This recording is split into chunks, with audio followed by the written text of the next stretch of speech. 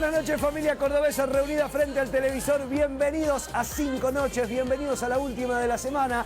Qué lindo volver a encontrarnos después del descanso que tuvimos anoche por el partido de la selección argentina. Aquí estamos nuevamente con el living ya ocupado por nuestros invitados. Vamos a seguir hablando sobre el sistema carcelario en la Argentina, sobre el sistema carcelario en la provincia de Córdoba. Y además, como cada viernes, tenemos la mesa de viajes y lugares hoy con destinos increíbles. Y además viene una figura del canal. La Sime Salkin nos llevará a recorrer el mundo con ella. Vamos a viajar con la negra Salkin. Vamos a ver los anticipos del día, veremos qué tenemos y después abrimos el juego. Dale.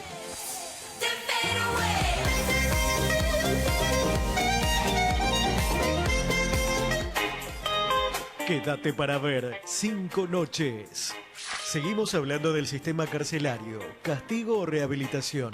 En 5 noches, viajes y lugares, Ximena Salkin nos cuenta sus lugares favoritos. Además, destino Termas de Río Hondo y una vuelta por el clásico Bus City Tour de Córdoba. Esto es 5 noches, en vivo por Canal 10. Bienvenidos aquí a nuestro living, estén haciendo lo que estén haciendo, cerrando la semana. Hoy viernes está bueno que se sumen a la charla, que se sumen aquí a nuestro debate. A través de las redes sociales, como siempre, @Canal10CBA es nuestra cuenta de Twitter, con el hashtag 5 noches, numeral 5 noches, pueden comunicarse con nosotros directamente. Vamos a presentar a los invitados del día de hoy. En primer lugar, Inés León Barreto, de la Cátedra de Criminología de la Universidad Nacional de Córdoba, de la Facultad de Derecho, investigadora de Filosofía y Humanidades también. Buenas noches, bienvenida. Buenas noches, muchas gracias por la invitación. Bueno, muchísimas gracias por venir. No, y está también el licenciado Federico Blanc, que es psicólogo y además jefe de Psicología del Servicio Penitenciario de Córdoba, docente de la Universidad Nacional. Fede, buenas noches. ¿Qué tal? ¿Cómo va? Muy bien. Bueno, muchísimas gracias por venir. Federico Helig, Fer Sapia, ¿cómo les va? Buenas noches, Caio. ¿Todo bien? Más o menos. Más o menos, bueno. Por la selección. Estuviste anoche en cancha de Boca, ¿no? Bueno, no importa, la ilusión sigue. Sí. No sé si tendrá algo que ver. No, No. pero nos queda un partido. Una a vida. Ganar, a ganar o ganar y el repechaje. Digamos, nos queda una vida como cuando jugabas al Mario Bros y te queda una vida en la última pantalla. Ya hay que llegar. Hay que pasar o pasar, no va a quedar otra. Bueno, nos vamos a meter con el tema de hoy. Cerramos el tema del sistema carcelario. Veníamos hablando el lunes, el miércoles, y hoy será la última noche en el que pondremos en común este tema. Así pasaban nuestros especialistas el día miércoles y esto decían, mirá. Esto pasó en 5 noches. Si bien hay un área de laborterapia y hay un área de educación y los técnicos realizan muchos esfuerzos, muchos de ellos realizan muchos esfuerzos muy valederos, está absolutamente desbordado la cantidad de gente que hay detenida, digamos, que los recursos económicos, los recursos técnicos que hay son absolutamente insuficientes. Ahí veíamos la palabra de uno de los especialistas hablando puntualmente también de los recursos. Y nos vamos a meter en eso. ¿Cuánto cuesta una persona que está privada de su libertad al Estado? ¿Cuánto cuesta por persona? ¿Cuánto cuesta por preso dentro de un sistema, de un servicio penitenciario? Y además, la pregunta que venimos arrastrando, ¿la cárcel rehabilita o la cárcel solamente ejerce lo que sería algún tipo de... si se le quiere imponer alguna pena para que cumpla y no rehabilita en realidad? Vamos a ver el informe y después lo debatimos. Dale.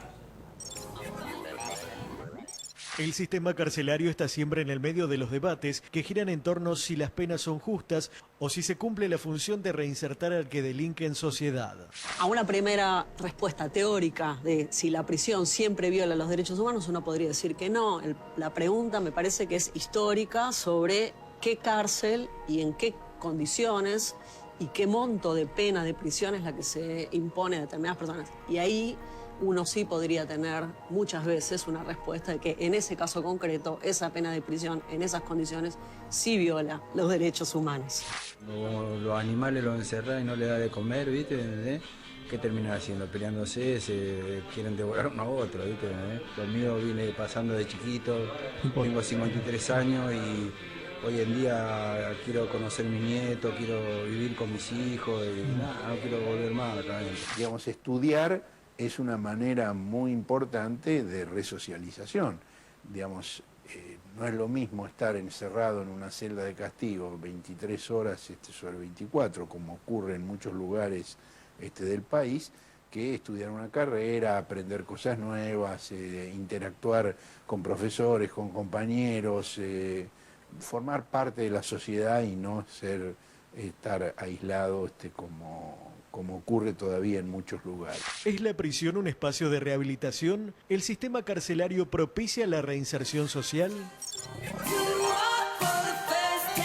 Lo vamos a charlar y lo vamos a debatir. En principio empezamos a hablar sobre las penas, sobre el castigo, la rehabilitación. Ahora, las penas por lo general, o lo que se impone dentro de la cárcel, más allá de la pena cuando baja el martillo el juez, ¿es justo lo que viven dentro de la cárcel? Se habla sobre violación de los derechos humanos, sobre violación de todo tipo de derecho, para con el preso, para con la persona que está privada de su libertad. Digo, esto pareciera que no es justo para con él en cuanto a lo que es la filosofía en sí de una cárcel o para qué serviría. ¿Son justas las penas? Mira, justo, legal es, porque en realidad es una sentencia dictada, la sociedad decidió cuáles delitos son los castigables, en primer lugar, y luego eso se traslada allí. Lo que sucede es el viejo tema de la ejecución de la pena, es decir, claro, el transcurrir de esa sentencia que fue legal, bueno, el tema es cómo eso se traduce hacia adentro del tratamiento penitenciario. Digamos, la discusión siempre en todos los países viene siendo eso. Me parece muy bien, como también lo decía en la charla anterior, nuestras cárceles, miremos Córdoba, digamos, y veamos qué cantidad de personas son condenadas, es decir, cuáles están allí después de una sentencia condenatoria. Y hoy tenemos casi un 63% de personas que aún la justicia no ha decidido si están condenados o no. Eso sí es grave y eso sí es ilegal, digamos, porque la prisión preventiva está estipulado constitucionalmente y por todos los tratados internacionales que nadie debería estar allí adentro, ¿no es cierto?, si todavía no ha sido condenada. Ese es un caso que nosotros tenemos, digamos, en Latinoamérica en general, no solo es una deuda nuestra, digamos. Particularmente hoy, que yo estoy trabajando, por ejemplo, en cárcel de mujeres, también se observa eso, que lo podemos traducir en lentitud de la justicia, lo podemos poner en torno en pregunta. ¿Es lenta la justicia en el sentido de no llevar adelante todos los juicios? Y otro tema que también nosotros charlábamos antes acá con el licenciado. Los jueces de ejecución, ¿son lo suficientes, por ejemplo, para llevar adelante? Claro, es decir, en el 2007 se crearon los jueces de ejecución en Córdoba, todos éramos muy auspiciosos, creíamos que era algo que era necesario, porque en realidad hace falta una actividad jurisdiccional muy específica, es decir, los jueces de ejecución son gente que debe mirar, digamos, proteger la vida y la integridad física de los internos, y su tarea es mirar eso. Ahora, cuando uno mira que solo hay, en el 2007, se crearon esos 3 juzgados de ejecución en Capital, ya pasaron 10 años. Obviamente que deberíamos haber ido adelantando, porque el encarcelamiento es mayor hoy, muchísimo mayor. Por lo tanto, todo lo que sería ese esfuerzo que se traduce desde lo gubernamental para que las cárceles sean un lugar de reinserción social, como lo establece la ley, no estoy hablando desde ningún otro lugar. Entonces, digamos, ese esfuerzo ha sido acompañado en el discurrir de las prisiones cordobesas.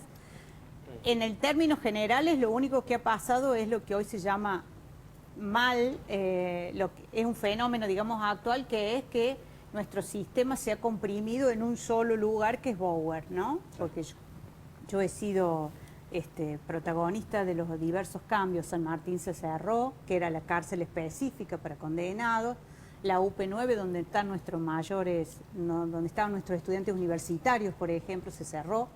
Encausados. Encausados, pero quiero decir, las posibilidades de ese tratamiento, que era encierro para aquellos que eran condenados, y después en la progresividad se van observando. Y hablar de las comisarías, ¿no? También, ¿no?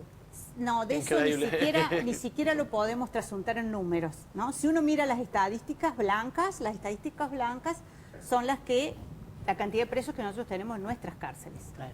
No la cantidad de detenidos. En otros lugares. Claro. Comisaría es un lugar, Complejo Esperanza sería otro. Digo, aún cuando siempre hablamos de cifra blanca, estamos hablando de lo que conocemos, que es lo que el gobierno provincial a su vez eleva hacia el SNEP. Claro, es la estadística oficial. Es la oficial. Pero digo, en ese sentido también, con estos casi 6.000 presos que hoy tenemos, los tenemos bastante comprimidos. Y a nivel internacional sabemos que eso no está bueno. Estaría bueno que Montecristo siguiera siendo la cárcel abierta que fue. Estaría bueno que la UP9, que era donde estaban nuestros presos universitarios y tenían posibilidad de acceso a Ciudad Universitaria, que era cercana, teníamos un control más cercano con respecto a eso. Claro, todo eso se ha perdido. Claro. No lo tenemos Y ahora. hoy está todo en Bower, que me parece problemático porque allí tenemos procesados, condenados, tenemos mujeres un poquito más adelante, al fondo tenemos Complejo Esperanza, digo. Sí, sí, sí, Complejo, es mucho complejo. y es muchísimo también para un solo lugar y tenerlo concentrado ahí. Ahora, existe siempre una, no sé si es un prejuicio o es un mito o es una realidad de que la sociedad dice, entran a la cárcel y salen peor de lo que entraron. Digamos, hay una estadística que marca que el 85% de quienes estudian dentro de los penales tienen más posibilidades de reinsertarse y de hecho logran reinsertarse en la sociedad, ya sea a través de un trabajo, de un título. Ahora, la gran mayoría no lo puede hacer o no tiene acceso dentro de la cárcel. ¿Es cierto esto de que salen peor de lo que entraron en algún punto? Bueno, Digo, queda horrible decirlo así, muy despectivo Sí. también, ¿no? Pero a lo que voy es que, digo, utilizando ese lenguaje de la calle, ¿para qué si salen después peor de lo que entraron? hay mucho de eso, ¿no? Y cómo se piensa la cárcel, me parece una interesante pregunta previa a todos estos debates. El dispositivo cárcel como instrumento del Estado de control o de prevención del delito en el afuera no tiene tantos años, estamos hablando de 200, 300 años, que existe la cárcel como dispositivo del Estado para ese tipo de control. Anteriormente en la historia hay experiencias de otro tipo, donde el que se salía de la norma, la misma comunidad lo llevaba fuera del pueblo, Lo apartaba. Claro. lo Lo marginaba marginaba. en la casa y después estaba el retorno de eso, ¿no? Y el control estaba dado un poco por la misma comunidad. O en el caso de en términos de salud mental, los que eran locos, metían en un barco, iban a alta mar y ahí se perdían. Pero volviendo a lo que vos preguntas, me parece que se escucha, ¿no? En el afuera son las escuelas del delito, aprenden ahí todo. Puede ser que exista eso como dicho. En la cárcel por ahí no es tan así, ¿no? Y hay realidades que no se conocen. A mí me gusta pensar la cárcel como parte de la sociedad, no la sociedad y la cárcel. Somos todos parte de la sociedad. Entonces, pienso que pensándolo así, ese tipo de prejuicios quizás se esclarecen un poco. Claro. En cuanto a la educación, lo que se hablaba el miércoles pasado en relación a los pilares del tratamiento, por supuesto que lo son, pero lo son también, y en esto hablo como psicólogo, ¿no? Otras cosas, situaciones, a ver, por darte un ejemplo, actitudes solidarias que hay entre mismos internos, ayuda a gente que ingresa a la cárcel de manera totalmente anónima, digo, con una ayuda desinteresada, fuera de intereses políticos, o que está y contribuye. Me parece que se dan muchas cosas que sí son positivas, que ayudan a que la gente que está detenida pueda, más allá de esos pilares, porque los pilares son los establecidos por la ley.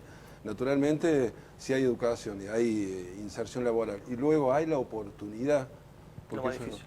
Sí. es algo... La oportunidad cuando salís de la cárcel. Claro, la Exactamente. sociedad vuelve a estar en ese momento. Y ahí Exactamente. es, digo, ¿qué hacemos con eso? Claro. Porque nosotros siempre nos parece que es un lugar no otro ese, en donde nosotros no participamos. Pero el delito es producto social y cultural de Córdoba. Y los que están allí son producto de esta sociedad. Y algún día salen.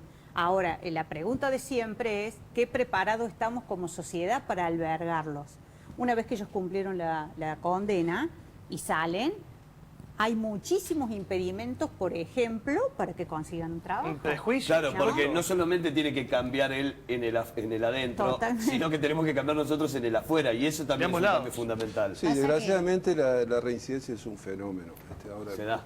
que implica pensar acuerdo a cierta bibliografía, en un triple fracaso, ¿no? Hay un fracaso de la persona que no pudo volver a trabajar, volver a estudiar, volver a insertarse, hay un fracaso familiar, y hay un fracaso que es nuestro, de la sociedad institucional, de las instituciones.